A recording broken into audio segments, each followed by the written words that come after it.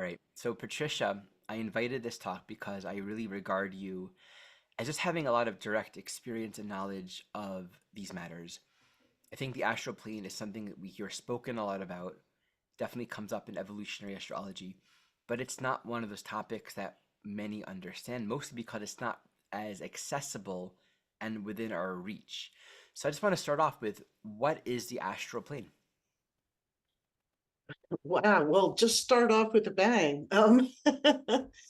You know, okay, so I kind of, in my initial understanding of you know, the universe, I came from a theosophical background. So there's a useful model. I'm not going to say I agree with all the tenets, but that was like back in my 20s when I was, really into studying. And theosophy is a blend of Vedantic thought and mystic Christianity and some other stuff thrown in. So, and mystery school. So I think there's some really valuable information there. Um, I mean, the astral plane to me, from that understanding, would be a kind of plane that exists over the mental, emotional, physical, right? Which would be the construct of the ego. And those are subtle planes. They're energetic bodies, right? It's what they often, we have, these different bodies and energetic counterparts to the physical counterpart. So, like we say, there's an etheric body that correlates with the physical and the astral emotional, right? And then the mental causal, and so on and so on.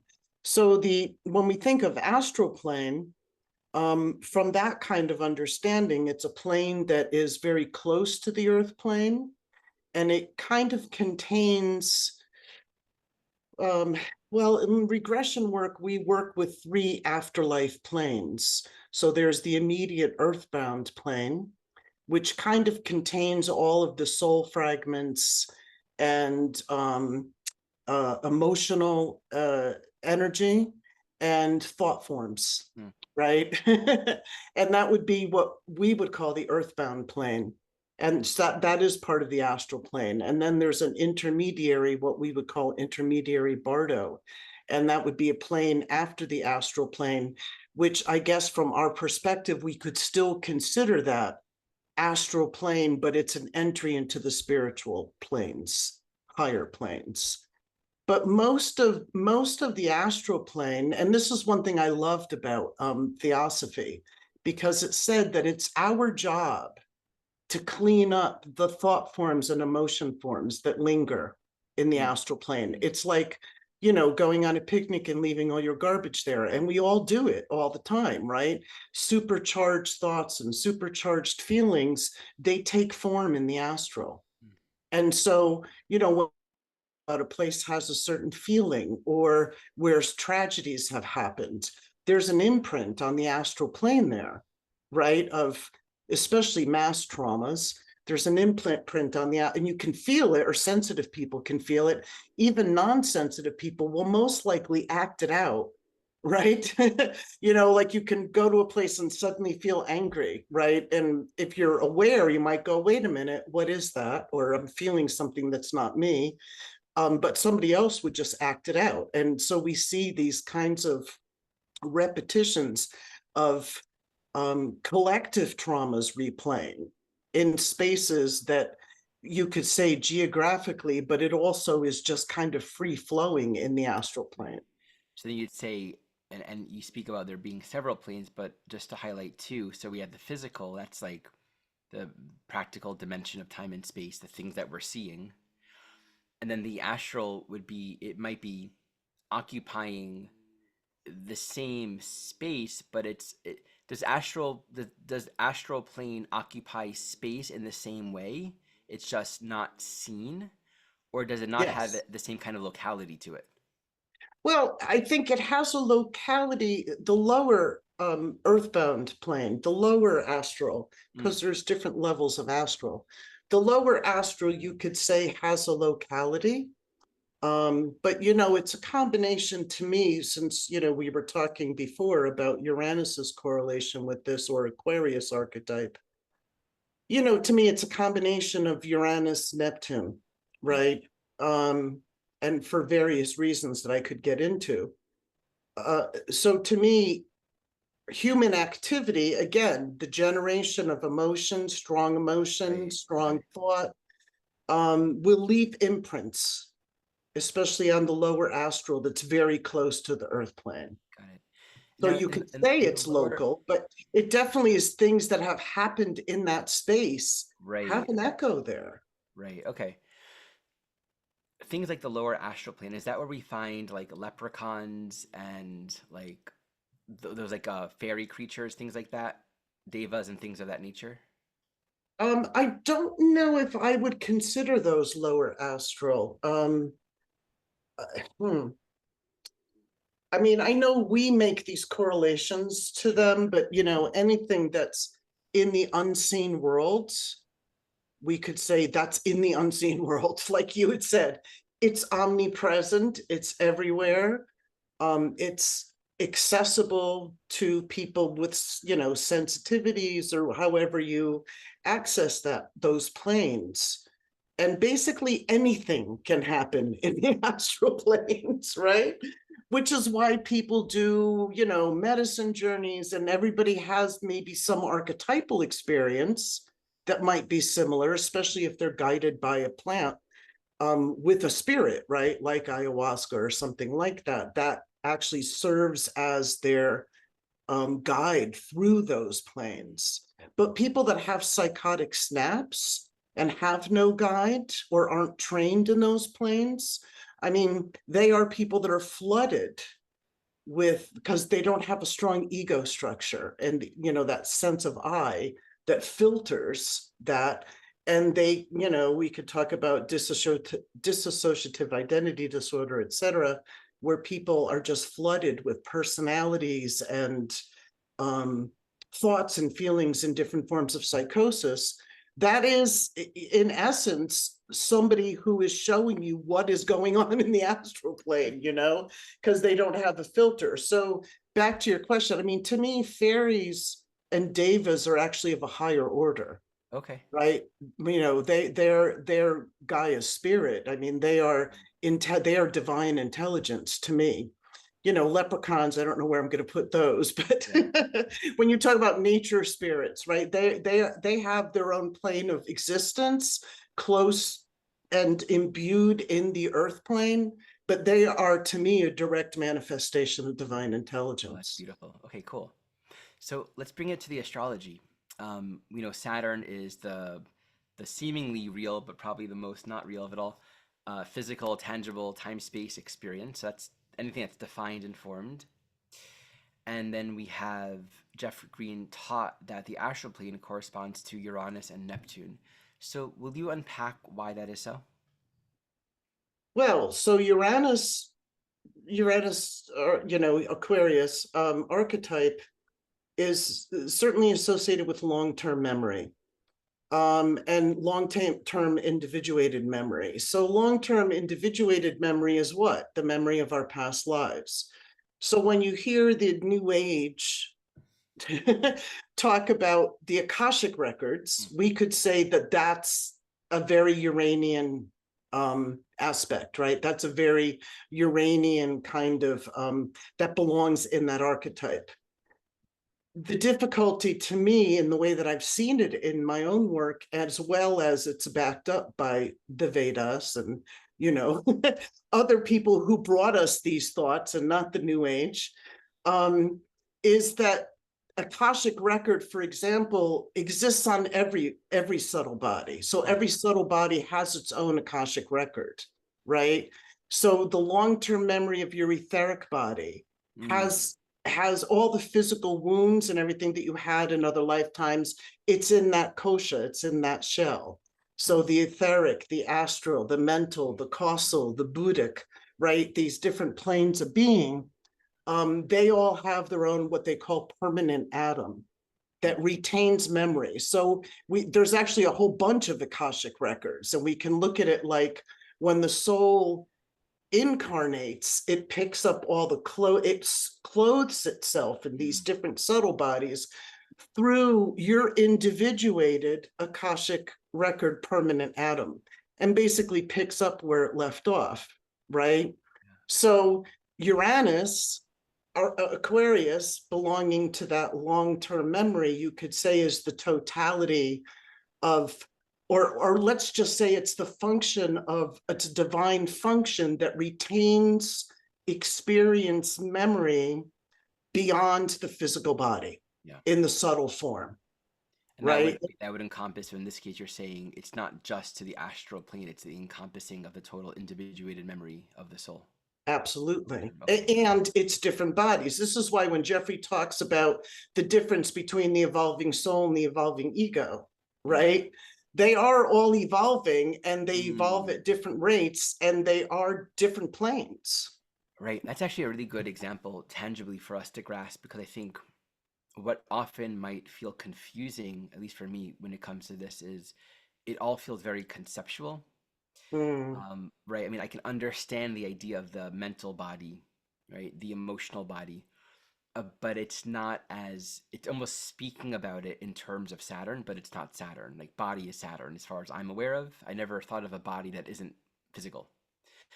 So, um, I wonder if, where was I going with this? A helpful framework for this is, what was the last thing that you just said? The last words that well, you. you were talking about, let's go back to that, because to me, I see Saturn as a template of a structure of how all of these bodies are held together. So, Mm. and I think even using Jeffrey's words, he would say Oh, I know. Saturn is the structure of consciousness, right? Right.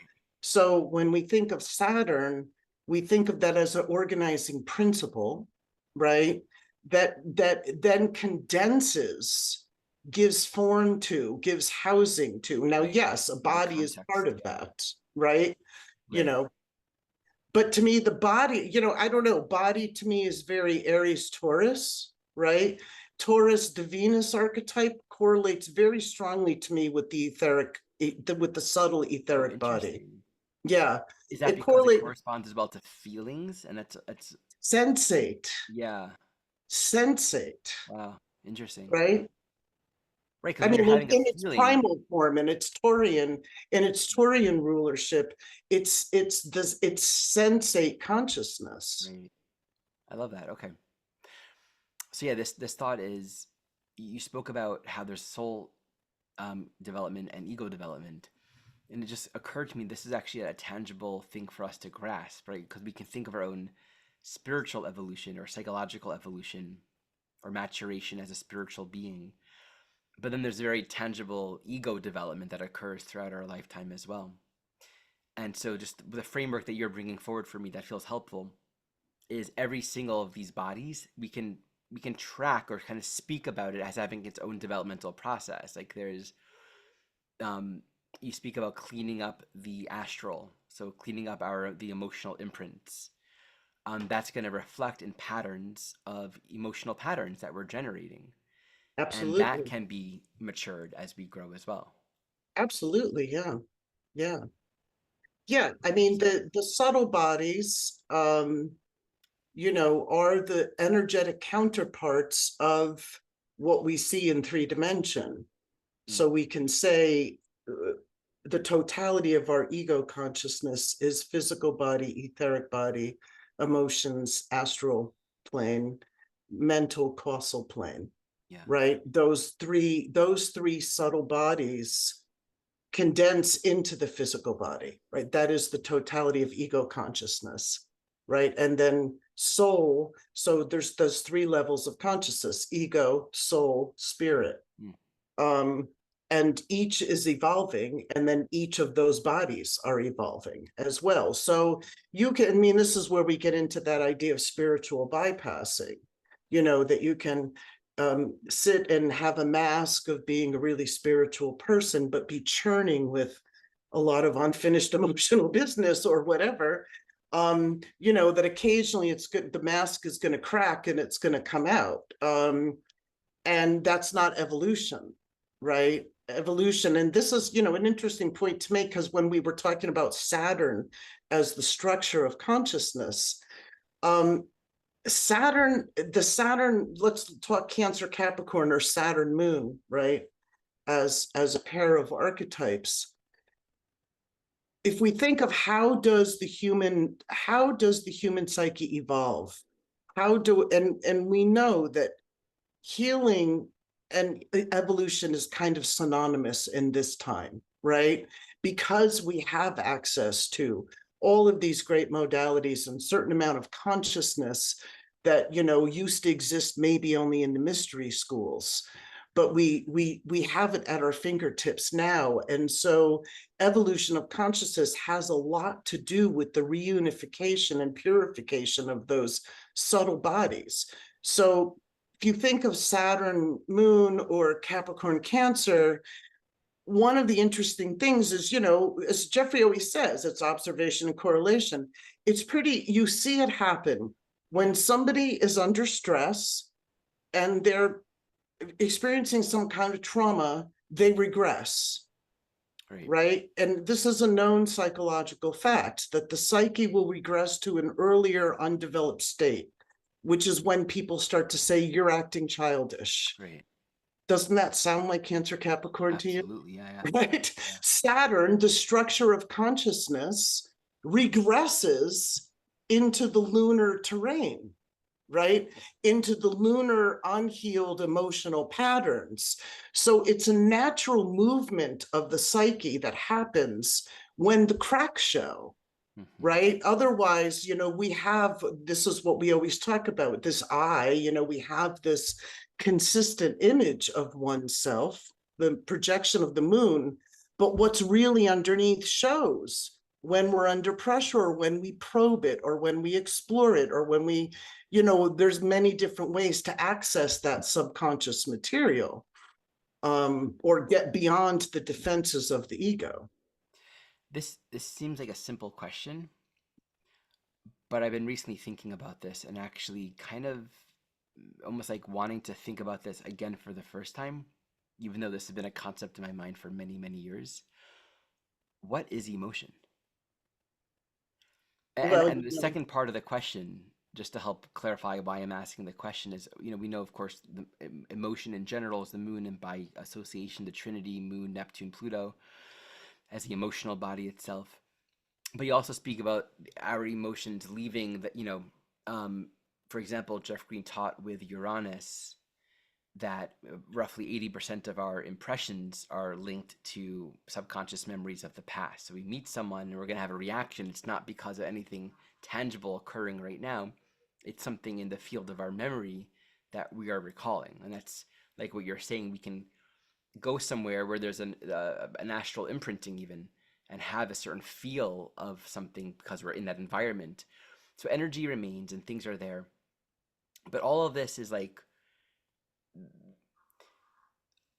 we're having an internal experience that ultimately points down to the projection of identity. Like we think we're someone walking around here. And we know that's like a big part of the evolutionary astrology teaching, that evolution occurs through the integration of the emotional body. And there's like infinite wisdom in just that teaching, to the point where it's like really worth looking at again for the first time. mm, Because as a soul manifesting in this human experience, containing all these different koshas of memory, subconsciously influencing my perceptions, kind of working through the investigation of like, okay, here I am, what's the evolutionary signature and how can I grow and work through this, and like how is this all pointing back to my own evolutionary growth and taking responsibility for it all. We're having emotions, and as a human being now, I'm projecting an image of self. I have a sense of who I am, but it's all an image, it's all a projection. And that's necessary so that I can integrate experiences and allow it to further inform my understanding of who I am. But it feels so amorphous just because there's nothing in it that is actual. I guess you can ask like what is actual, but like there's the entire realm of emotion and self-identity is incredibly intangible, other than self-identity is that identity that we're projecting of ourselves. Like I don't know how to define it beyond that. So I'm just curious if you have any thoughts on this piece that I'm bringing forward. well, you said you started with what is emotion. Yeah. Um, and And I would say, again, following that, the natural archetypes, right? So Taurus being sensate, um, Moon is feeling or emotion, right? Feeling belongs more to Venus, Taurus. Yeah. Emotion belongs more to Moon. So if we think of, well, what is our sensate body? It allows us, I had a passage from the history of the senses that says our senses break down, I'm going to paraphrase, reality into morsels that we can digest, right? So Right. it's Yeah. through the senses that Yeah. we connect with here and now, space, that roots us here and now. Think Taurus roots us here and now. Then we reach out, Gemini, right, with the mind and da da da, and then it comes back into the emotions. So when we think of the emotion is subjective experience that has a judgment attached to it, right? It has a subjective, Yeah. It's totally subjective. Yeah. right? Whereas feeling or sensate, right, our sensate self, um, has perhaps a discernment attached with it, such as a smell smells good or doesn't smell good or is repulsive or whatever, but it's not judgmental so much, right? It's not based, I'm not saying that that's a whole other discussion, that the sense is open to the emotional body, because they definitely do. But so to me, emotion is the part that gives us, just like the senses give us the ability to interact with the environment and to fully experience, Mm. in a lush way, right? To me, emotion is the same. Mm. Right. So, but it also comes with its baggage, right? It comes with its baggage because the emotional body, so closely correlated with the subconscious, you know, is rendering experience through a subjective lens that then is weighing and also retaining memory of other experiences, this life and others, Right. that then qualifies that experience, Right. right? Um, to make this simple and break it down, actually, because I work specifically with these subtle bodies in regression work, and it becomes very clear that to fully clear something out of the subtle bodies, and you hear the New Age movement talk about, actually, I find it funny that they say mind, body, spirit, and they skip emotions. Oh, interesting. I don't know, maybe it rolls off the tongue better. I don't know why it's like body, mind, spirit, but there's no emotions in there. Um, in order to fully rotor something or cathart something out of the psyche, to bring it to resolution, right back to that Saturn moon thing, one regresses back to, and I'm saying it's a natural movement of the psyche, Yeah. one regresses back to the initial wounding event Yeah. with all of the affect, right? We know that this is what forms or this is an affect or a manifestation of PTSD, is that somebody is doing this repetitively because the psyche is stuck in this repetition compulsion mode. But in regression work, and that's present life or past life, it doesn't matter. When a trauma has happened, the thing that we have lost in modern society is that the subtle bodies can become, and when you said what is the correlation to the astral plane, they can become fragmented, Right. right? We've all heard the terms from shamanism about fragmentation, soul loss. Those two correlate highly to Uranus and Neptune. Soul fragmentation, Uranus; Neptune, soul loss, Hmm. dissociation. Hmm. And fragmentation and dissociation go hand in hand. The point is that Uranus shows us that the psyche can be severed, that the subtle bodies can be misaligned, pieces can be torn out and shattered, right? So in regression work, the point is to go back into the experience with to fully go back into the experience physically, emotionally, and mentally, right? Which then realigns the subtle bodies in a way, because it's in a healing container. It's not like the PTSD replay that has no release of the impulse, right? But when it's in a healing container and it's re-experienced, it is the essence of soul retrieval. It literally realigns the dissociated, fragmented parts, and heals the subtle body, and then allows for the expression of the hidden impulse. So I'll give you a quick example. You're a child and father is abusive, and he breaks into your room maybe at night sometime and just, I don't know, beats you or something horrible that's terrifying to your little 5-year-old self. And part of you splits off. We know this happens, right? Even modern psychology knows this happens.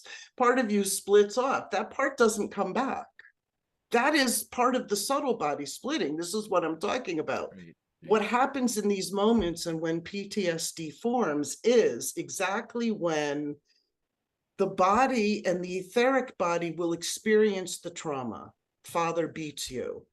The mind, maybe the emotions go somewhere else. The emotions get buried. The Okay. impulse of the 5-year-old child would be what? Fight or flight. But you're 5 years old, so you can't, right? So the only defense is to freaking get out of there, is to split. But that splitting causes the fragmentation. So what happens is those parts don't come back on their own. And there's a schism in the subtle bodies. It's like a black band, because actually what's happened is that you have severed chronos, right? You've severed time. The body is experiencing one thing, the mind is off somewhere else, and the emotions are either numbing, defending, just whatever they're doing. All of those soul parts, or those subtle bodies, need to be realigned to heal the subtle bodies of this kind of rupture of time and space, right? And people talk about this in trauma. They're like, oh, I was up on the ceiling, or I went to grandma's house, or I was on the beach, or I went to the woods. There's these dissociative fantasies. This happens all the time in regression. And we know when we're dealing with it in regression that we're dealing with, again, Uranus, Neptune, fragmentation and dissociation. So one of the first ways to realign is to regress fully to that moment. There's like I said, the fight or flight frozen impulse is what causes the PTSD. It's an unfinished desire, right? Highly emotionally, mentally charged, unfinished desire that is buried within And the you didn't have any outlet subconscious. for any kind of emotional, like this results in. So if the moon has to do with how we're necessarily needing to cope with each experience, that's going to create an emotional patterning because you can't express that fight or flight in that moment. Well, So what I'm saying is it causes a fragmentation and splitting of the yeah, psyche, and most of the time a repression. But there can also, we have all these different defenses. Can sure. be denial, it can be compensation, it can be, but we all know PTSD, or trauma that condenses as PTSD, has certain characteristics, like amnesic memory or fragmentary memory. Again, it's because the subtle bodies each recorded something different happening in the same moment. Do you see what I'm saying? Yeah. The physical body experienced, the physical etheric body experienced the pain. The mind didn't, because it went somewhere else, and the emotions did something else. So you got to bring the three of them back together in the direct re-experiencing of something, which is the first level of soul retrieval. Right. It's the first level of reintegrating the fragmented parts of the psyche. And I imagine like the therapeutic challenge and component within that is we can't do that without having the appropriate Saturn moon dynamic. Like there needs to be a sort of non-defensive reality so that that individual can let that in, right? To be able to actually kind of go in that direction in the first place, one has to feel adequately safe Yeah. to even do that in the first, right? Because like you can't really do anything beyond the Saturn moon dimension. Well, part of the difficulty is it's very hard to guide yourself through your own defenses. So you Exactly do right. need a skilled guide, Right. right? Right. Absolutely. And a safe container.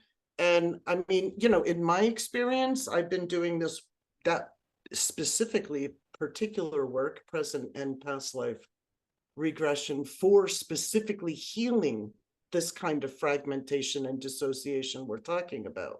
I mean, it's not about, interested in who you were in past lives. It's Right. Right. It's specifically healing. for this, right?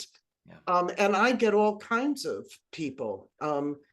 I've had veterans of all the different wars. I've actually worked with World War II veterans, believe it or Mm. not, all the way through Afghanistan, etc., Vietnam, you name it. So very present life trauma like that, again, still causes it's the same fragmentation of the bodies. The point is, yes, somebody has to come to that work or want to do that work. It's not as painful as it sounds, though, Yeah. because the other part of it is, right, the reward, or more than the reward, the part of it is, like I said, the child who was abused by the father, who couldn't do anything, has the fight or flight impulse that is an unfinished piece of business. In regression, we redo all that, right? So once you align the physical bodies and you uncover the impulse that was there, that is the precious soul part that went away. That is, quite frequently, it's the child's innocence, or it's because this is what the psyche does, right? It takes its little treasured parts and tries to protect them, and sends them off somewhere, right? So we bring that back. That's why I'm saying that's the second part of soul retrieval. So the first is realigning the subtle bodies, and the second is getting the dissociated parts back, which are all of this beautiful, vital, I don't know, juicy, soul erotic energy. And when I say erotic, I mean eros, life force, Yeah. libidinal life force, Yeah. energy that comes back to somebody. And they get to act out what they couldn't do. They get to finish the unfinished impulse in the right context, Right. right? Because, as I always say, to the subconscious, everything is happening now. It Right. does not discern space and Such a time. great statement. Yep. So a 4-year-old who was abused and part fragmented, then there's a part of them that's still stuck there. I mean, I'm And to just the so subconscious, it's happening now, which is why somebody looks at them wrong and they immediately, they're 25 years old or 40 years old, and somebody looks at them wrong, like father used to, and they're immediately back into that 4-year-old self, yet in a traumatized way, not in a therapeutic way. right. It's amazing how much the extent to which our lives are actually happening underneath the surface. Oh, yeah. Well, It just remember the blows iceberg? my Remember the mind, right? iceberg model? I mean, Sure. really, here, most people are just here. Yeah. To me, this is where the juice is. The base of the iceberg is And where the again, like juice. this fascination with just this inquiry, which maybe it's a little bit hard to grasp, like what is emotion? It just everything you just shared, it results in the completion of experience. And I love that Well, it statement that you gave at results the in the completion of that repetition cycle, which right, is exactly what karma and reincarnation is. Now, right, right. because again, what is Uranus? The archetype of liberation. This is one thing I want to share with you and Yeah. whoever's watching this, because I do share this with my DMP students, because we know the microcosm reflects the macrocosm, right? And so if we can observe something in our psyche, we know that somehow it's part of the divine, this cosmological divine experience. So when I came into doing trauma work, one of my big questions was, who made up this idea that the psyche fragments? And I don't mean idea, I mean, like, why is this part of the divine plan? Exactly. Yeah, yeah, yeah. like, really? You couldn't come up with a better something? And in reading some, ancient knowledge, I came across several things. in Kabbalistic knowledge, which is, mystic Judaism, in Kabbalistic knowledge, there's this splitting that the creation story has to do with what's called the shattering of the Right. vessels. Do you know about this? The whole Yeah. creation of Yeah. the tree of life. And it's this shattering of the vessels that I just thought that I'm like, there's something to this, right? Then I came across the work of Peter Novak, who I will give you guys the title. It's The Division of Consciousness, The Lost Secret of Death. And this is going to go against what a lot of people have been taught to believe, but it's actually an ancient knowledge. At one time, and I'll bullet point it, at one time on the planet Earth, there was a universal belief pre-monotheism, pre-Judeo-Christianity, that we have more than one soul. It exists in shamanic traditions. It exists in some indigenous traditions. And one of the places we see it codified, where it came from its shamanic roots, is in the Tibetan Book of the Dead, the Bardo Tadol, and in the Egyptian Books of the Dead. So what were these ancient practices doing, which are actually shamanic practices? They were recognizing that when the soul, we'll say soul, because they would actually have different names for them, when the soul leaves the body, it divides, it splits. It's not this monotheistic picture that we have this one soul and it goes to heaven and hell or purgatory. That's the Christian version, right? that there are these different bodies. They were aware of the subtle bodies, and they were aware that the way to transcend, and this is the whole meaning of the Bardo Tadol, is how to transcend reincarnation, how to liberate Uranus, Aquarius, right, on the astral causal planes. It's in the Bardo Tadol, it's in the Egyptian Books of the Dead. The Ba, the Ka soul need to unite to become the, I think it's the Aum, the Amuka. I'm sorry, I'm missing the name right now. In other words, what they are saying is that one needs to unite the bodies in consciousness after death, right? To then experience the liberation that is part of the astral plane. But we miss it. So if you read the Tibetan Books of the Dead or the Tibetan Book of the Dead, what they're talking about is that, we go to this lower bardo and the supernal light shows itself, but there's been either no practice or recognition that you are that Buddhic nature. And so it's literally just a flash and it's gone. And then you're traversing all these different bardos, right? But this is so the point being that this idea that there is this one soul, right, did not really come about until the Judeo-Christian monotheistic understanding. And that in the Egyptian Books of the Dead, and I say Books of the Dead because it's not one text, it's literally what's written in the temples and on the coffins. They're instructions to the dead of how to unite the Ba and Ka soul after death. And then It literally is like saying, are these different than what you've been speaking about of just bringing together the different bodies? That's exactly what they're talking about, though, right? Like in the Bardo Tadol in Tibetan Book of the Dead, they're basically, the monks are sitting there reading this to the dying or recently deceased person, and they're basically saying, what we do in regression after the fact, right? To clean up all the mess of the other lives that didn't go to the light.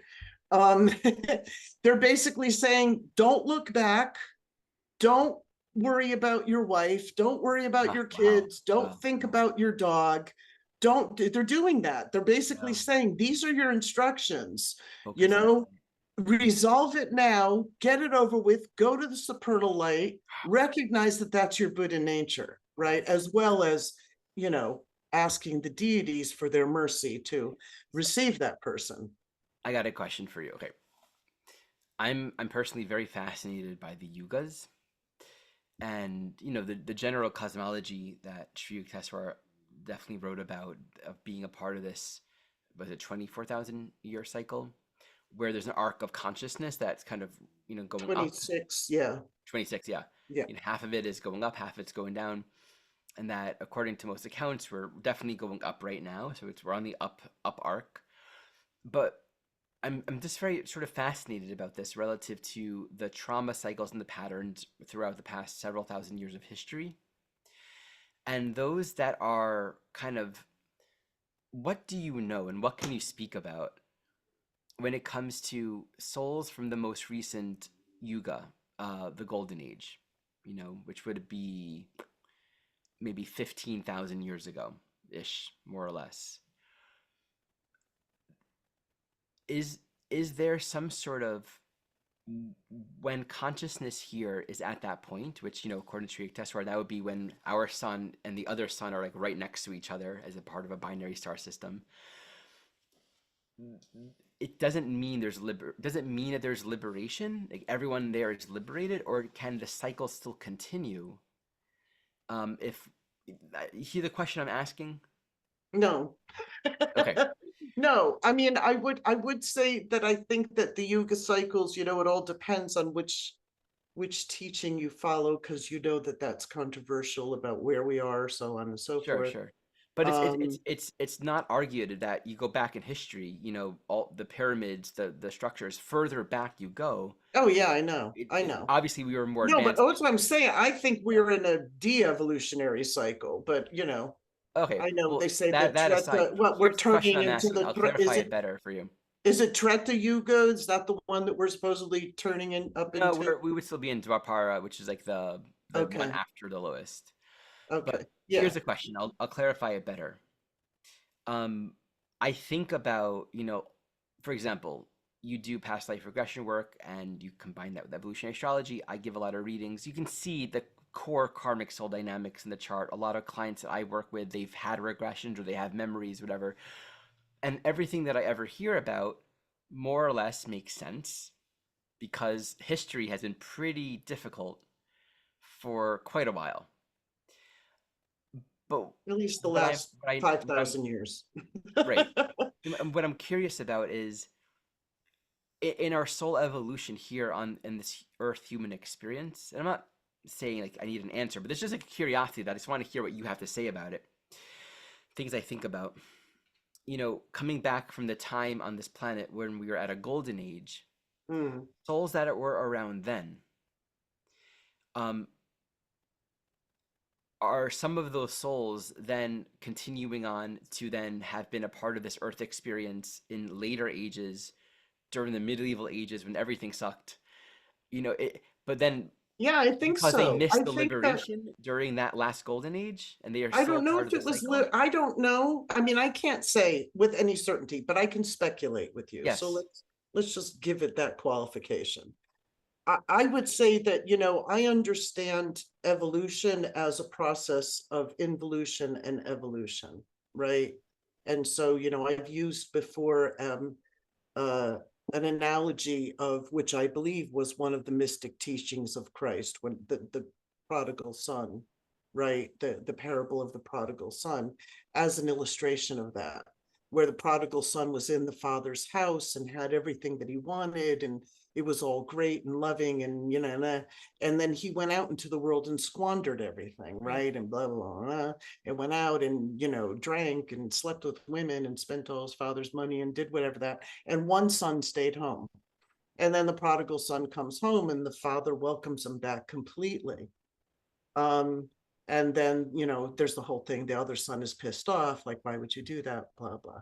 Okay, so this is the journey of the individuated spark, the monad, right? Spirit individuates, again, Uranus individuates from totality of consciousness, right? We can do the reverse wheel. So we could say we are all Piscean at one point in the cosmic amniotic fluid, right? We're in the cosmic amniotic womb. And then, we sever in different ways. We sever through Aries, but we also sever through Aquarius, moving in that direction, right?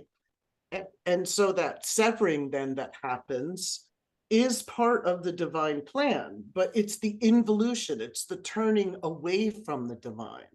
Mm. But you remember, if you're first turning away from the divine, perhaps the memory of the divine is still very Mm-hmm. fresh with you, right? So to me, I would say in my own possibility that these earlier ages where we were distinctly more spiritual, right, and more in tune, may have to do with that this was still in that process of actually fully incarnating, right? Like, we can go back to Lemurian, Atlantis, and so on and so forth, that it's a progressive appropriation of what does physicality mean, how far away can we move from the divine before we finally wake up and turn back on the path of evolution. And that is what involution and evolution is, right? So that turning away process is to forget the Father's house, right, and get lost in all of the material.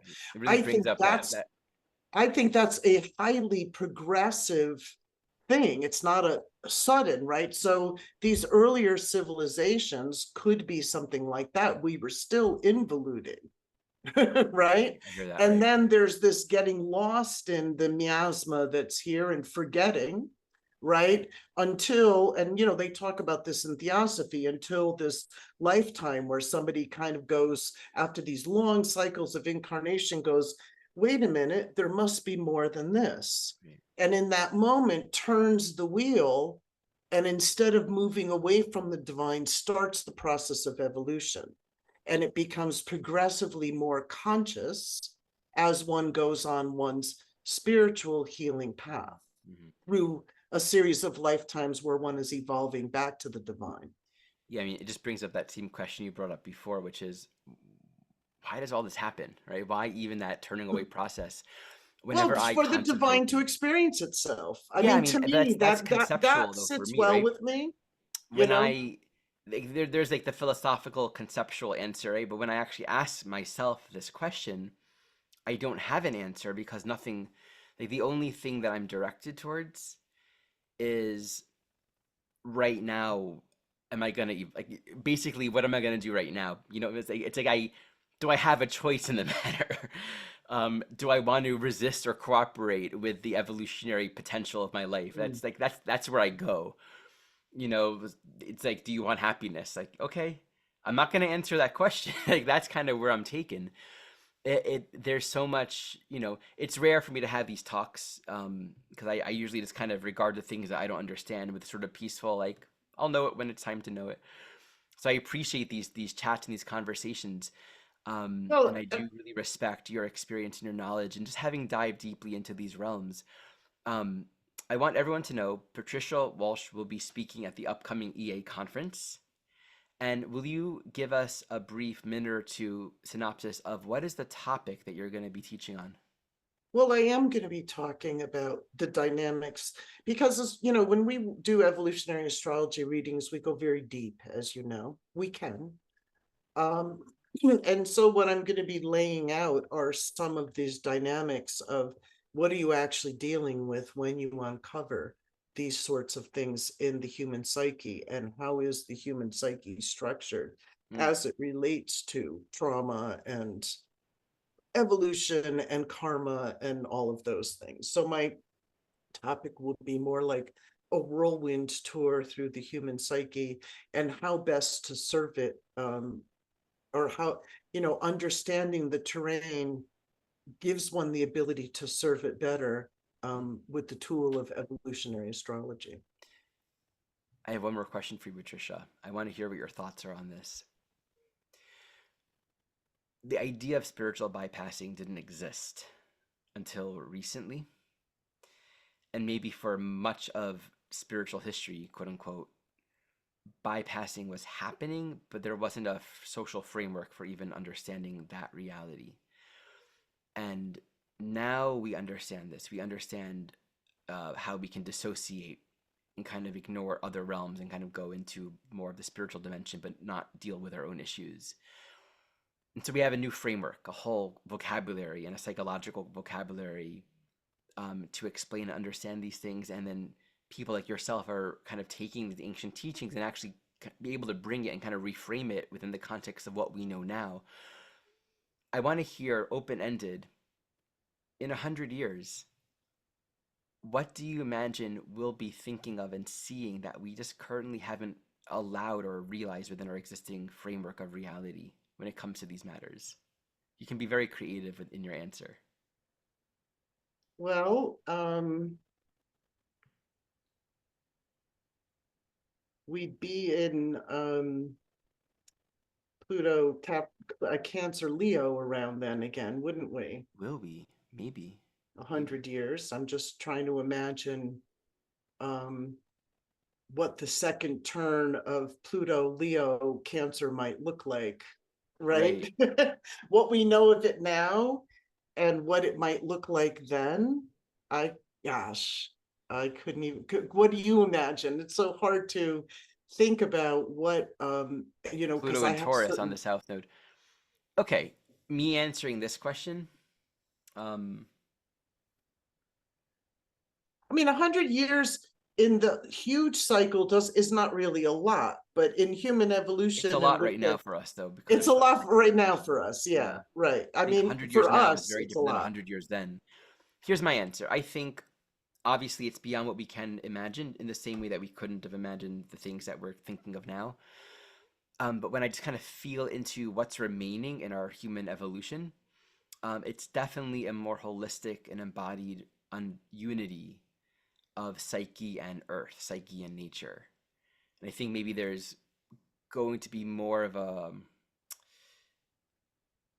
grounded knowledge or understanding of who we are that isn't so separate from our relationship to nature. Whereas we can have these scholastic conversations and do healing work, see healers, but it's not quite integrated in how we live as a society. So I think there's going to be more and more movement towards an actual way. Like, it's going to fit more into the Capricorn Yeah, dimension. I hope that happens I think it's within. inevitable eventually.